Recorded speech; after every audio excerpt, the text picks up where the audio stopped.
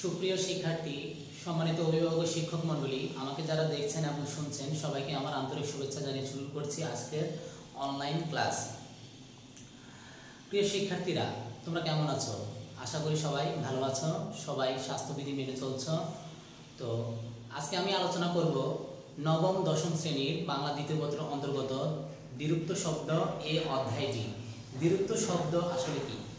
সাধারণত শব্দ একটি প্রকৃতি এবং প্রত্যয় নিয়ে গঠিত হয়। তো একটি শব্দের সাথে যখন আর একই শব্দ বা কিছুটা পরিবর্তন করে যখন আরেকটি শব্দ জুড়ে দেওয়া হয় তখন সেখানে দ্বিরুক্তির উদ্রেক হয়। দ্বিরুক্তি বলতে সাধারণ অর্থে বোঝা যায় যে দুইবার উক্ত হয়েছে এমন। দেখো একটু মনোযোগ দিয়ে শোনো, যে দুইবার উক্ত হয়েছে এমন অর্থাৎ আমি বললাম যে কালো, কালোর সাথে যদি আমি আরো একটি কালো যুক্ত করে দিই তখন সেটি হয়ে যাবে দ্বিরুক্ত শব্দ। এমনিতে এটি একটি শব্দ, এটি একটি শব্দ, দুটি একই শব্দ যদি পাশাপাশি বসে তখন সেটি হয়ে যাবে দ্বিরুক্ত শব্দ। এরকম দ্বিরুক্ত শব্দের অনেক উদাহরণ আছে, যেমন খেলাধুলা, গল্প সল্প, ফিটফাট, দেশে বিদেশে, টাকা পয়সা, হাতে নাতে, দুধে ভাতে। এগুলো একই ধরনের শব্দ হতে পারে, আবার শব্দের কিছুটা পরিবর্তন করে প্রায় সমুচ্চারিত শব্দ হতে পারে। তো দ্বিরুক্ত শব্দ সাধারণত দুই ধরনের হয়, একটা হচ্ছে শব্দের দ্বিরুক্তি আর একটা হচ্ছে পদের দ্বিরুক্তি। শব্দ এবং পদের মধ্যে পার্থক্য কি সেটা একটু জেনে নাও। শব্দ এবং পদ। শব্দ হচ্ছে দুই বা ততোধিক যদি ধ্বনি বা ধ্বনি সমষ্টি মিলে একটি শব্দ তৈরি করে। আর পদ হচ্ছে যে শব্দের সাথে একটি বিভক্তি যুক্ত থাকে। আমি যদি উদাহরণস্বরূপ নিতে পারি, যেমন দেশ। দেশ হচ্ছে একটি শব্দ, আর পদ হবে এর সাথে যদি আমি একটি বিভক্তি যুক্ত করি, যেমন দেশের অথবা দেশে। এখানে দেশ যোগ এর, এখানে এর এক নামক একটি বিভক্তি আছে, অর্থাৎ এখানে একটি ষষ্ঠী বিভক্তি আছে। তোমরা কারক এবং বিভক্তি অধ্যায়ের মধ্যে বিভক্তিগুলা সম্পর্কে জেনেছ। তো আবার এখানে দেশের মধ্যে কি আছে? দেশের মধ্যে দেশ যোগ এ, এখানেও একটি বিভক্তি আছে আমরা দেখতে পাচ্ছি। অর্থাৎ শব্দ এবং পদের মধ্যে পার্থক্যটা আমরা তাহলে জেনে নিলাম, যে শব্দ হচ্ছে দুই বা ততোধিক ধ্বনি বা ধ্বনি সমষ্টি মিলে একটি অর্থ যদি তৈরি করে তখন সেখানে একটি শব্দ সৃষ্টি হয়। আর পদ হচ্ছে ওই শব্দের সাথে যদি একটি বিভক্তি যুক্ত হয় তখন তাকে আমরা পদ বলবো। তাহলে দ্বিরুক্তি দুই ধরনের হতে পারে, একটা হচ্ছে শব্দের দ্বিরুক্তি আর একটা হচ্ছে পদের দ্বিরুক্তি। শব্দের দ্বিরুক্তি এবং পদের দ্বিরুক্তি কিছু উদাহরণ আছে এখানে। দেখো এখানে দুই বা ততোধিক শব্দ মিলে, খেলা এবং ধুলা, এগুলোর সাথে কোনো কিন্তু কি নেই, বিভক্তি যুক্ত নেই। অর্থাৎ এখানে শব্দের দ্বিরুক্তি সৃষ্টি হয়েছে। গল্প সল্প, এটার সাথে কোনো বিভক্তি যুক্ত নেই। বিভক্তিগুলো হচ্ছে দ্বিতীয় বিভক্তি কে রে, তৃতীয় বিভক্তি দ্বারা দিয়া কর্তৃক, চতুর্থী ব্যক্তি দ্বিতীয় মতো অর্থাৎ কে রে, পঞ্চমী বিভক্তি হইতে দেখে চেয়ে হতে ইত্যাদি। ষষ্ঠী বিভক্তি হচ্ছে এ র এর, তারপর সপ্তমী বিভক্তিগুলো হচ্ছে এ অতে অন্তস্থীয় এতে। এই বিভক্তিগুলোর কোনোটাই কিন্তু এখানে যুক্ত নেই। তো ফিটফাট শব্দটার মধ্যে দেখতে পাচ্ছি যে কোনো বিভক্তি যুক্ত নেই। দেশে বিদেশে, এটার মধ্যে একটি এ বিভক্তি যুক্ত থাকা, এটি হচ্ছে পদের দ্বিরুক্তি। আবার টাকা পয়সা, এটাও দুটি শব্দ পাশাপাশি যুক্ত হয়ে দ্বিরুক্ত শব্দ গঠন করেছে বিধায় এখানে শব্দের দ্বিরুক্তি হয়েছে। হাতে নাতে, এখানে একটি এ বিভক্তি আছে, অর্থাৎ এখানে পদের বিভক্তি হয়েছে। দুধে ভাতে, দুধে ভাতের মধ্যে এ বিভক্তি যুক্ত আছে বিধায় এখানে পদের দ্বিরুক্তি সৃষ্টি হয়েছে। তো প্রিয় শিক্ষার্থীরা, আশা করি তোমরা বুঝতে পেরেছো যে শব্দের দ্বিরুক্তি এবং পদের দ্বিরুক্তির মধ্যে পার্থক্যটা কি। এবার দ্বিরুক্তি শব্দের ব্যবহার এবং প্রয়োগ নিয়ে আমি একটু আলোচনা করব। দ্বিরুক্তি শব্দের প্রয়োগ এবং ব্যবহার, কোন জায়গায় আমি দ্বিরুক্তি শব্দটা ব্যবহার করব। দ্বিরুক্তি শব্দ ব্যবহার করলে কি হয় একটু দুটো উদাহরণের দিকে একটু দেখো। যে কালো চেহারা, কালো চেহারা বললাম, আবার বললাম কালো কালো চেহারা। কালো চেহারা বললে এক ধরনের অর্থ প্রকাশ করছে এখানে, যে চেহারাটা আসলে সঠিকতা, যে চেহারাটা আসলে কালো। আর কালো কালো চেহারা বললে বোঝায় যে ঠিক কালো নয়, অর্থাৎ কালোর মতো কিছু একটা, এখানে সামান্যতা প্রকাশ পাচ্ছে। তাহলে পাশাপাশি একটি দ্বিরুক্ত শব্দ, পাশাপাশি দুটি শব্দ বসে অর্থের পরিবর্তনটা ঘটিয়ে ফেলছে। দেখো এখানে কালো চেহারা আবার আরেকটি উদাহরণ নিয়ে আমরা আলোচনা করি যে জ্বর ওঠা। জ্বর ওঠা মানে হচ্ছে তার একটি রোগ হয়েছে, আর জ্বর জ্বর বোধ করা কিন্তু ঠিক অর্থে রোগ নয়, অর্থাৎ তার খারাপ লাগছে বা জ্বর উঠবে এরকম একটি অবস্থা। তাহলে দ্বিরুক্ত শব্দ কি করছে? দ্বিরুক্ত শব্দ অর্থটা পরিবর্তন করে ফেলছে। পাশাপাশি দ্বিরুক্ত শব্দের মাধ্যমে নতুন নতুন শব্দ গঠিত হয়ে অর্থের সংকোচন, প্রসারণ কিংবা বিয়োজন, অর্থের সংকোচন বা বিয়োজন কিংবা যে কোনো কিছুই হতে পারে। তো দ্বিরুক্ত শব্দের পরবর্তীতে দ্বিরুক্ত শব্দ প্রয়োগের পরিবর্তে এবার আমরা দ্বিরুক্ত শব্দের ব্যবহার সম্পর্কে বিস্তারিত আলোচনা করব। আমি কিছু উদাহরণ বোর্ডের মধ্যে লিখছি, তোমরা একটু মনোযোগ দিয়ে খেয়াল করো।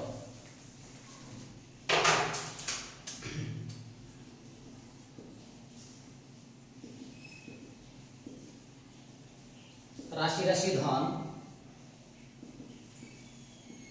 আমি আজ জ্বর জ্বর বোধ করছি, কিংবা তুমি দিন দিন রোগা হয়ে যাচ্ছ।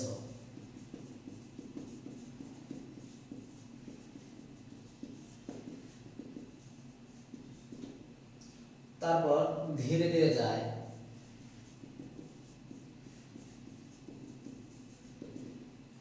তার পরবর্তীতে তার সঙ্গী সাথী কেউ নেই।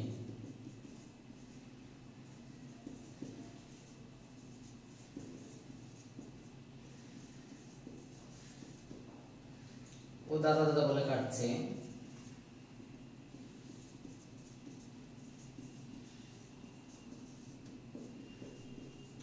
এই কয়েকটা উদাহরণ একটু নিয়ে আলোচনা করি। এগুলা যদি বুঝতে পারো তাহলে পরবর্তী যে উদাহরণগুলো বইয়ের মধ্যে দেয়া আছে তোমরা সেগুলো সহজে বুঝতে পারবে। রাশি রাশি ধন, এখানে একটি দ্বিরুক্ত শব্দ আছে। এই রাশি রাশি দ্বারা কি বোঝায়? যখন রাশি রাশি ধন বোঝাবে তখন নিশ্চয়ই কম ধনের কথা বলবে না, বেশি ধনের কথা বোঝাচ্ছে।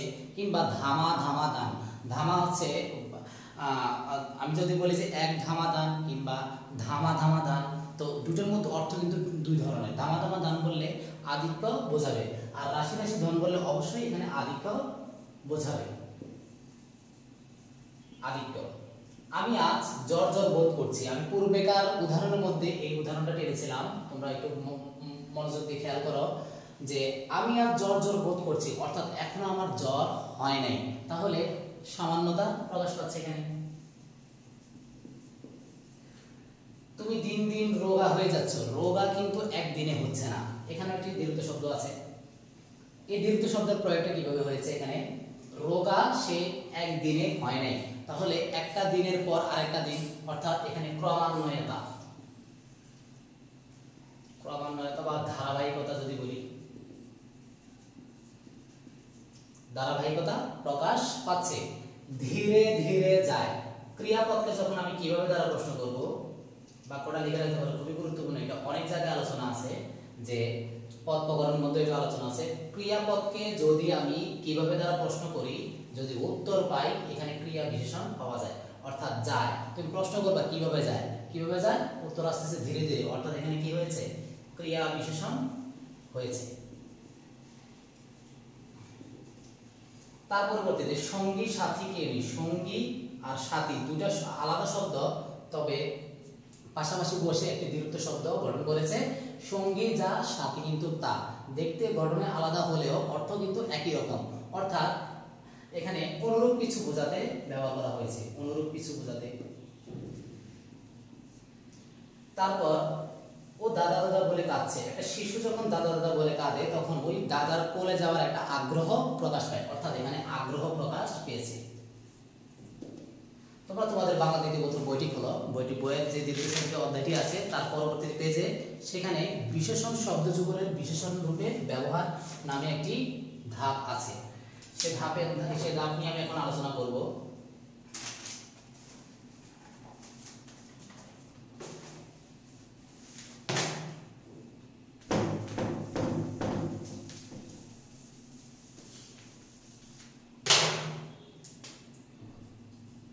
প্রথম যে উদাহরণটা, ভালো ভালো আম নিয়ে এসো। ভালো ভালো, ভালো একটা বিশেষণ পদ, দুইটি বিশেষণ পদ মিলে একটি দ্বিরুক্ত শব্দ গঠন করেছে। ভালো ভালো আম নিয়ে কি বোঝায়? একটা একটা আমের কথা বলা হয়নি নিশ্চয়ই, এখানে অনেকগুলো আমের কথা বলা হচ্ছে, অর্থাৎ আধিক্য প্রকাশ পেয়েছে। তার পরবর্তী যে উদাহরণটা আছে সেটা হচ্ছে ছোট ছোট ডাল কেটে ফেলো। একই রকম, একটা ডাল কাটতে বলে নাই, অনেকগুলো ডাল কাটতে বলেছে। তারপর গরম গরম জিলাপি, গরম গরম জিলাপি। গরম গরম দ্বারা যে কোন একটা অনুভূতি বোঝাচ্ছে। আমি যখন কোনো বস্তুকে, কোনো জিলাপি যদি আমি স্পর্শ করি তখন বোঝা যাবে আসলে সেটা গরম কিনা, অর্থাৎ সঠিকতা প্রকাশ পাচ্ছে। পরীক্ষার মধ্যে প্রশ্ন আসবে যে গরম গরম জিলাপি কোন অর্থে দ্বিরুক্তি হয়েছে, তোমরা দেবা সঠিকতা। অনেকগুলো অপশন থাকতে পারে, তোমরা সঠিকতা আনসার করো। তীব্রতা বা সঠিকতা, তীব্রতাও দিতে পারো, একই কথা, তীব্রতা সঠিকতা একই জিনিস।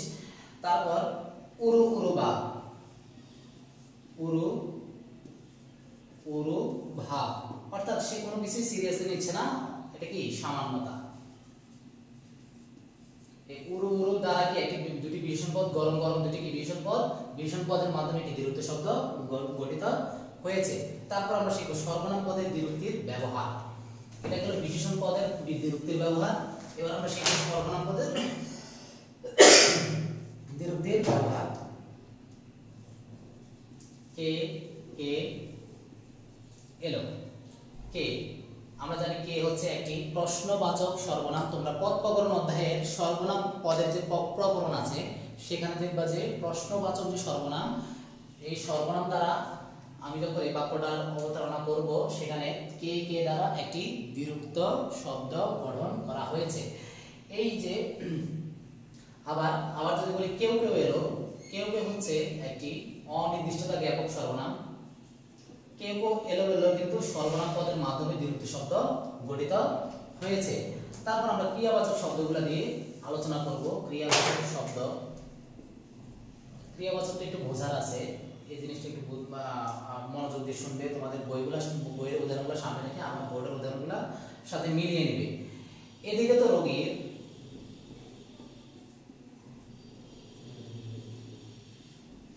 যায় যায় অবস্থা, এখানে এই যে যায় যায় শব্দটা দ্বারা একটি দ্বিরুক্তি শব্দ গঠিত হয়েছে। এই যায় যায় শব্দ কি প্রকাশ করছে দেখো। আমি যখন কোনো ক্রিয়াপদকে আমি কেমন দ্বারা প্রশ্ন করব, কেমন দ্বারা প্রশ্ন করলে কি বিশেষণ পাওয়া যাবে, কেমন দ্বারা প্রশ্ন করলে বিশেষণ পাওয়া যাবে, অর্থাৎ এখানে এই কেমন অবস্থা, যায় যায় অবস্থা, যেহেতু উত্তর আসতেছে যায় যায়, অর্থাৎ এই পদটি হচ্ছে কি একটি বিশেষণ পদ। কোনো নাউন বা প্রনাউনের অর্থাৎ বিশেষ্য বা সর্বনাম পদে যদি দোষ, গুণ, অবস্থা, সংখ্যা, পরিমাণ ইত্যাদি যদি নির্দেশ করে যে শব্দের মাধ্যমে তাদেরকে কিন্তু বিশেষণ বলা হয়। তোমরা মিলিয়ে নিবে যে এখানে নাউন বা প্রনাউনের কিংবা রোগীর অবস্থাটা প্রকাশ পাচ্ছে কিনা। তার পরবর্তীতে আমরা আরেকটা উদাহরণ লিখব যে দেখতে দেখতে আকাশটি কালো হয়ে গেল। লিখছি বাক্যটা একটু দেখো, দেখতে দেখতে আকাশ কালো হয়ে গেল। দেখো দেখতে দেখতে এই দুটা কিন্তু ক্রিয়াপদ। দেখতে এখানে একটু দুটি অসমাপিকা ক্রিয়ার মাধ্যমে এই যে দ্বিরুক্ত শব্দ গঠিত হয়েছে। তো এই ক্রিয়াবাচক দুটি শব্দের মাধ্যমে এখানে কি অর্থ প্রকাশ করছে দেখো। দেখতে দেখতে আকাশটা কালো হয়ে গেল মানে অল্প বিরতির মাধ্যমে একটু পরে চোখের পলকে হঠাৎ করে কি আকাশটা কালো হয়ে গেল, অর্থাৎ হচ্ছে কি স্বল্পকাল স্থায়ী।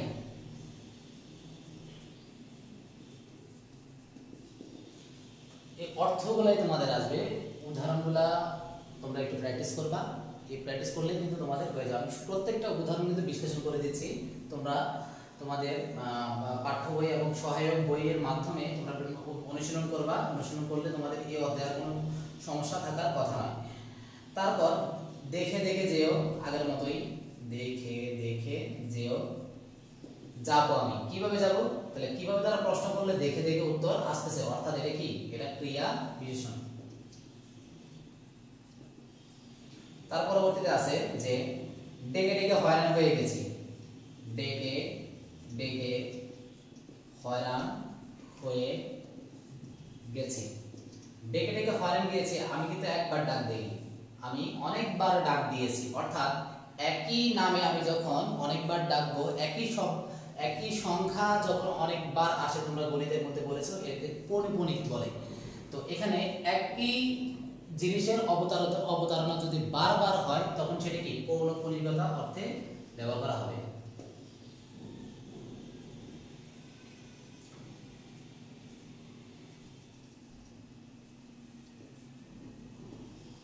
পৌনঃপুনিকতা অর্থে ব্যবহার হবে। এই ক্রিয়াপদের পরবর্তীতে আমরা অব্যয় দ্বিরুক্তির ক্ষেত্রে চলে যাব। তো তোমরা আশা করি বুঝতে পারছো। যদি বুঝতে না পারো তাহলে ভিডিওর যে কমেন্ট বক্স আছে, কমেন্ট বক্সে তোমরা প্রশ্ন রাখবে, আমি আমার যথাসাধ্য উত্তর দেওয়ার চেষ্টা করব। তারপর আমরা অব্যয় দ্বিরুক্তির মধ্যে চলে যাব। অব্যয়ের দ্বিরুক্তি। অব্যয় দ্বিরুক্তি, অব্যয় দ্বিরুক্তির ক্ষেত্রে বললাম যে তার দুঃখ দেখে সবাই হায় হায়, আমরা এলাস করেছি যে হায় হায় করতে লাগলো। এখানে দ্বিরুক্ত পদ হচ্ছে হায় হায়। এই হায় হায় দ্বারা কি প্রকাশ পাচ্ছে? ভাবের গভীরতা। গভীর ভাব, ভাবের অবতারণা করা হয়েছে এখানে। তো তার পরবর্তীতে আমরা বলবো যে বারবার কামান গর্জে উঠলো। বারবার একই কাজ যদি বারবার হয় তখন সাধারণত কি হয়? পৌনঃপুনিকতা হয়, পুনিকতা হয়। তো বারবার কামান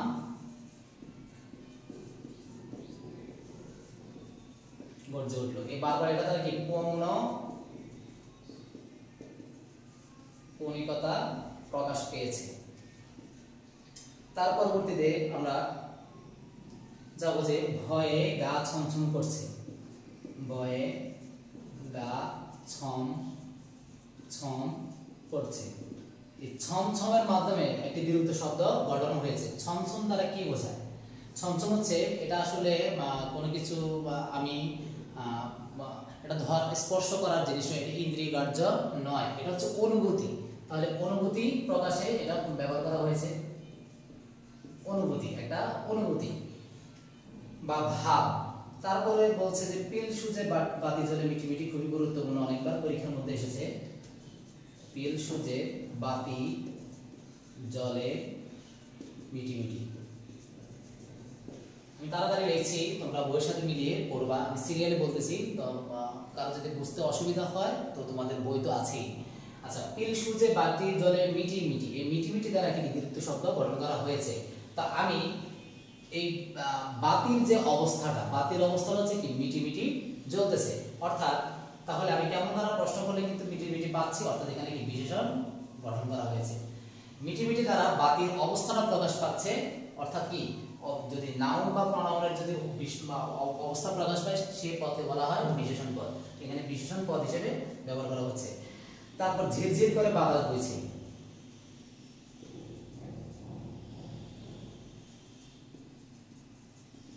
ঝিরঝির করে বাতাস বইছে, এটার মাধ্যমে ধ্বনি ব্যঞ্জনার সৃষ্টি হয়েছে। ধ্বনি ব্যঞ্জনা সৃষ্টি হয়েছে। আসলে ধ্বনি ব্যঞ্জনা বলতে আসলে ঝিরঝির কোনো শব্দ নয়, এটি কবি সাহিত্যিকরা একটি তাদের যে প্রকাশভঙ্গি, বাতাসের যে বাতাস বওয়ার যে শব্দটাকে সেটা কল্পনার মাধ্যমে একটি ব্যঞ্জনা দিয়েছেন, এই জন্য এটা হচ্ছে কি ধ্বনি ব্যঞ্জনা হয়েছে। তার পরবর্তীতে আমরা দ্বিরুক্ত শব্দের গঠনটা কিভাবে হয় সেটা নিয়ে একটু আলোচনা করব। দ্বিরুক্ত শব্দ বিভিন্নভাবে গঠিত হতে পারে। আমার লেকচারের প্রথমে আমি বলেছি যে দ্বিরুক্ত শব্দ বিভিন্ন, কখনো কখনো একই শব্দ বারবার। আমি বললাম যে নরম নরম, নরম নরম হাত, একটু ভালোভাবে দেখো। তাহলে একই শব্দ বারবার এসেছে, একই শব্দ বারবার এসেছে। তারপর এটাকে যদি আমি একটু বলি যে চুপচাপ, চুপচাপ, প্রথমকার যে চুপ, চুপ, তারপর এখানে কিন্তু রস্যকারটা পরিবর্তিত হয়ে আকারে পরিণত হয়েছে। অর্থাৎ এখানে যে আদিস্বর আছে, আদিস্বরের পরিবর্তন হয়েছে। আদিস্বরের পরিবর্তনের মাধ্যমে আদিস্বরের পরিবর্তন, আদিস্বরের পরিবর্তন। আদিস্বর কোনটা? রস্যকার। এখানে রস্যকারটা আকারে পরিণত হয়েছে, বিধায় কি আদিস্বরের পরিবর্তন হয়েছে। তারপরটা আমরা দেখি যে মারামারি, একটা উদাহরণ বুঝলে বাকিগুলো বুঝতে পারবা। মারামারি, দেখো আকার আকার ঠিকই আছে, মহাকার মা ঠিকই আছে, আকারটার মধ্যে কিন্তু জড়সূত্র ঠিক নেই, এখানে কিন্তু ঠিক আছে, মহাকার মা ঠিক আছে, কিন্তু পরিবর্তন হয়ে গেছে রকার রা রসিকার রি, অর্থাৎ শেষের যে ধ্বনিটা সেটা পরিবর্তন হয়ে গেছে।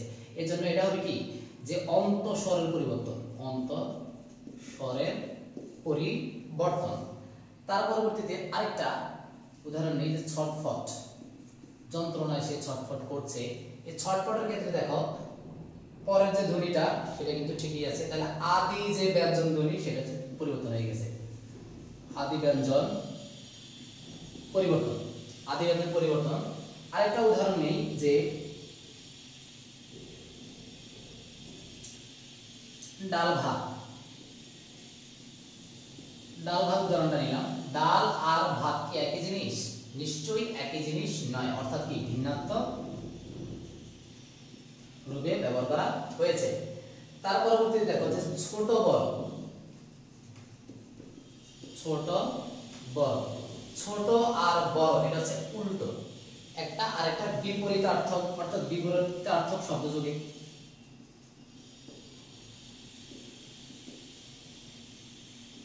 শব্দযোগে তো দ্বিরুক্ত শব্দ কিভাবে গঠিত হয় তোমরা নিশ্চয়ই বুঝতে পেরেছো, এখানে আছে। তো আবার বলছি যে দ্বিরুক্ত শব্দ মানে হচ্ছে দুইবার উক্ত হয়েছে এরকম ধ্বনি, একই রকম ধ্বনি। তো চুপচাপ, মারামারি, ছটফট এগুলা কাছাকাছি ধ্বনি, তো কিছু শব্দের আংশিক পরিবর্তন হয়ে দ্বিরুক্ত শব্দটা গঠন করা হয়েছে। এরপর পদার্থক দ্বিরুক্তিতে প্রথমে আলোচনা করেছি যে সাধারণত বিভক্তি সহকারে যে সকল শব্দের দ্বিরুক্তি আসে সেখানে কি পদার্থক দ্বিরুক্তি হয়। তো এবার আমরা আলোচনা করব যে ধনাত্মক দ্বিরুক্তিটা নিয়ে আলোচনা করব। ধনাত্মক দ্বিরুক্তির ধনাত্মক দ্বিরুক্তি এটা যদি সংক্ষেপে আমি বলি যে এক কথায় যদি বলি ধনাত্মক দ্বিরুক্তি বলতে কি বুঝো, অর্থাৎ আওয়াজ। আমরা বিভিন্ন ধরনের আওয়াজ করি, যেমন টেবিলের মধ্যে আওয়াজ করলে যে ঠাস ঠাস, বেতের বাড়ি ঠাস ঠাস, তারপর হচ্ছে মরমর ধ্বনি যে শুকনো পাতার শব্দ, আবার যে কোনো কিছু শব্দ যেমন টুকটাক, টুংটাং ইত্যাদি ইত্যাদি, যে কোনো কিছুর আওয়াজই হচ্ছে ধনাত্মক দ্বিরুক্তি। দ্বিরুক্তি প্রথম যে উদাহরণটা তোমাদের আছে সেটা হচ্ছে ভেবু। ভেবু হচ্ছে মানুষের ধ্বনির অনুকৃতি, অনুকৃতি, অনুকৃতি মানে অনুকার করা হয়েছে। তো আর ঘেবে হচ্ছে, আমি যদি ঘেবে বলি তাহলে আমি কুকুরের ধ্বনির অনুকৃতি করলাম, কুকুরের বা জীবজন্তুর ধ্বনি, জীবজন্তুর ধ্বনির অনুকৃতি। তারপর হচ্ছে বস্তুর ধ্বনির অনুকৃতি, যেমন ধরো গচাগচ, কাগজের ধ্বনি, বা যে পৃষ্ঠা উল্টানোর ধ্বনি গচাগচ, খচখচ, মরমর বা ঝমঝম, কুহু ইত্যাদি হচ্ছে বস্তুর ধ্বনির অনুভূতি। আর হচ্ছে অনুভূতিজাত কল্পনা।